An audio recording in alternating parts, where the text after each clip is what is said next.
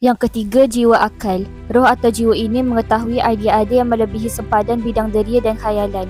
Kebolehan ini hanya khusus ada pada manusia dan tidak ada pada binatang dan kanak-kanak. Benda-benda yang diketahui oleh deria ini adalah kebenaran yang dipakai dengan menyeluruh dan pasti. Seperti mana telah kita terangkan dalam bahagian berkenaan cahaya akal, yang mana itu lebih diutamakan daripada cahaya mata.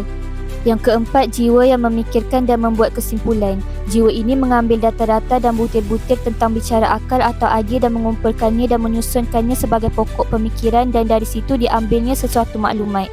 Kemudian diambil pula dua kesimpulan dan dicampur lagi dan diambil kesimpulan yang baru, dan begitulah seterusnya tanpa had batasan. Yang kelima, roh kenabian yang maha tinggi.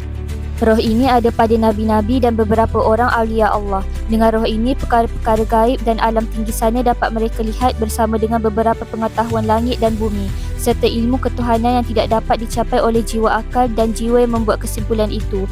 Inilah yang dimaksudkan oleh ayat Al-Quran dalam surah Asy-Syura ayat 52 yang bermaksud, "Demikianlah kami wahyukan kepadamu dengan seluruh dari kudrat kami.